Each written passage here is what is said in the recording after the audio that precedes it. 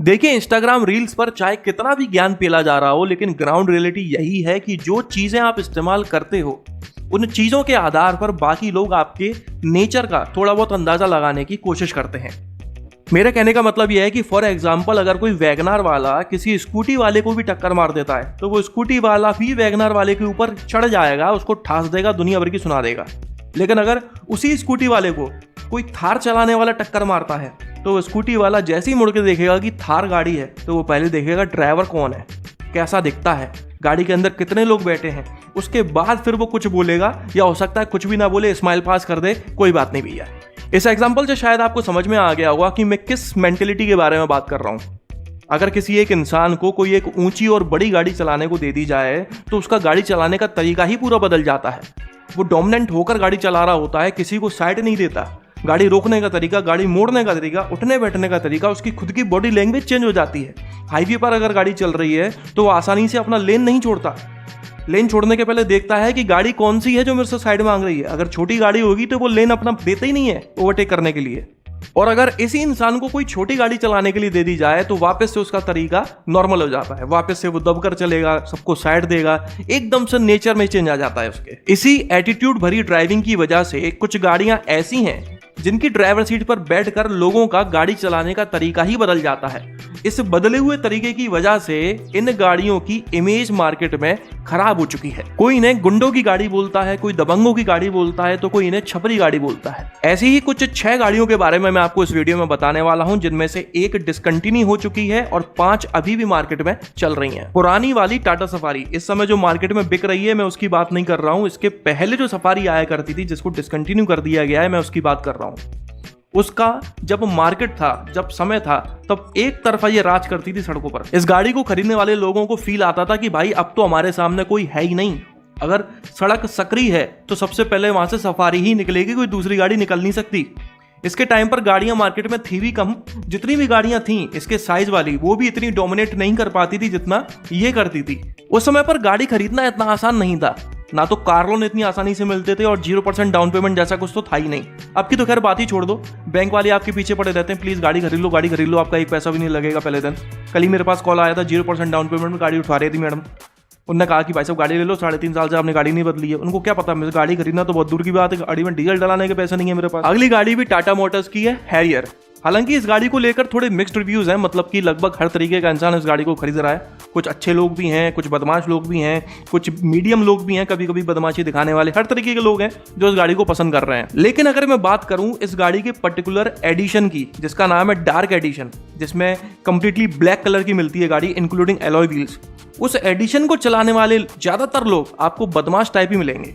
इस गाड़ी को चलाने वाले लोग तो किसी से दबने को तैयार ही नहीं है भाई। अगर कोई मारुति वाला दिख जाए तो पहले गाड़ी रोक के पेट पकड़ के हंसते हैं, फिर आगे गाड़ी चलाते हैं। 20-25 लाख की गाड़ी में बैठकर फॉर्च्यूनर वालों को भी कुछ नहीं समझते ये कि अवेल टक्कर मार दी ना 2 बार उल्टी खा जाएगी। टैंक में बैठे हम, टैंक में। अगली गाड़ी है महिंद्रा की स्कॉर्पियो क्लासिक। मैं स्कॉर्पियो एन की बात नहीं कर रहा हूँ, स्कॉर्पियो क्लासिक की बात कर रहा हूँ। आप लोग खुद कभी नोटिस करना कि कोई ऐसा इंसान अगर आपकी नॉलेज में है जो खुद को दबंग दिखाने की कोशिश करता है नहीं। लंबे लंबे झूठे झूठे किस्से सुनाता रहता है, भाई एक बार तो गोली मेरा कान छू के निकल गई, मेरे को कुछ ना हुआ, एक बार तो मैं अकेला था, फंस गया था, 4 लोगों को तो मैंने अकेले गिरा लिया। इस तरह के जो झूठे किस्से सुनाता रहता है, उससे आप पूछोगे तो उसकी पहली पसंद होगी स्कॉर्पियो क्लासिक। और अगर आप उसी इंसान से बोलोगे भाई स्कॉर्पियो एन ले लेना, उसकी नेक्स्ट जनरेशन है, वो तो आए मुंह पे थूक देगा, अरे स्कॉर्पियो एन में कोई मजा है, स्कॉर्पियो क्लासिक लगे दमदार, एकदम बिल्कुल चढ़ बैठा सामने वाले पे। स्कॉर्पियो एन तो बड़ी बेगनार है, में कोई मजा ना। और वहीं अगर आप किसी ऐसे इंसान से बात करोगे जिसको गाड़ियों की नॉलेज है या फिर वो दिखावा नहीं करना चाहता है, एक समझदार इंसान है, संभला हुआ इंसान है, तो भाई वो स्कॉर्पियो एन लेने के लिए बोलेगा, ना कि क्लासिक। अगली गाड़ी है महिंद्रा की थार। देखिए थार जब तक पुराने वाले वर्जन में आया करती थी, मतलब जब ये जीप लगा करती थी, तब इसे कोई नहीं खरीदता था। जो वाकई में ऑफरोडिंग करना चाहता था ना, वो खरीदते थे इसको। लेकिन जब से इसकी नेक्स्ट जनरेशन लॉन्च हुई है, जब से इसकी डिजाइन को फुल्ली कॉपी पेस्ट किया गया है रेंगलर से, तब से लोग बाग इसको ज्यादा खरीदने लगे। शुरुआत में तो ये गाड़ी फिर भी कम बिक रही थी, लेकिन जब महिंद्रा ने इसके थोड़े सस्ते 2 व्हील ड्राइव वेरिएंट्स निकाल दिए, उसके बाद तो इसकी डिमांड एकदम डबल हो गई। कहने को ये एक छोटी गाड़ी है, लेकिन ऊंची है और एक काफी बोल्ड इमेज कैरी करती है। मतलब कि इस गाड़ी की चाबी जैसे ही हाथ में आती है तो विधायक तो आप तभी बन जाते हो, इस गाड़ी के ड्राइवर सीट पे बैठ के आप सांसद बन जाते हो, और जब सड़कों पे चल रहे होते हो तो आप खुद को नरेंद्र मोदी समझ रहे होते हो। ये स्कूटी, ऑल्टो, वैगनार, सेलेरियो चलाने वाले लोग तो तुच्छ प्राणी नजर आते हैं। आप राजा हो, ये प्रजा नजर आती है, मन करता है उनके ऊपर से चढ़ा दो, कुचल दो सबको। मजाक की बात नहीं है, लेकिन मैंने खुद कई बार ऐसा देखा है कि इस गाड़ी को चलाने वाले कुछ लोग सड़क किनारे चलने वाले लोगों के मजे लेते हुए जाते हैं, चाहे वो मेल हो या फीमेल हो, बदतमीजी करते हैं। मैं ऐसा नहीं कहता इस गाड़ी को चलाने वाला हर कोई इंसान खराब है, बदतमीज है, बदमाश है, उसको तमीज़ नहीं है, ऐसा नहीं है।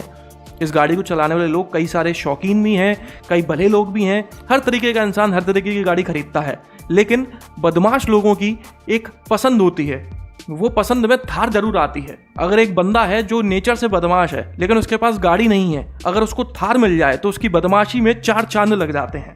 इस वीडियो को किसी को भी पर्सनली लेने की जरूरत नहीं है। हो सकता है इस वीडियो में बताई गई जितनी भी गाड़ियां हैं उनमें से कोई ना कोई गाड़ी आपके पास हो और ये सब सुनकर आपको बुरा लग रहा हो कि यार हम तो कोई बदतमीज नहीं है, हमने तो कभी ऐसा नहीं किया, हमारी इमेज को खराब की जा रही है। मैं सिर्फ उन लोगों के बारे में बात कर रहा हूं जिन लोगों का गाड़ी चलाने का तरीका गाड़ी के साइज को देखकर बदल जाता है। सिर्फ उन लोगों के लिए ये वीडियो है, आपके लिए नहीं है। अगर आप सही तरह से गाड़ी चलाते हैं तो आपके लिए कुछ है ही नहीं। इस वीडियो में कोई एक बात भी आपके ऊपर एप्लीकेबल नहीं है। चलिए आगे बढ़ते हैं। अगली गाड़ी है टोयोटा की फॉर्च्यूनर। बहुत सारे लोग इसको फॉर्च्यूनर ही बोलते हैं, फॉर्च्यूनर बहुत ही कम लोग बोलते हुए नजर आएंगे। इनफैक्ट पढ़े लिखे लोग भी इसको फॉर्च्यूनर बोलने लगे हैं। मुझे ऐसा लगता है कि इस गाड़ी को खरीदने वाले ज्यादातर लोग वो हैं जो अचानक से अमीर बने हैं।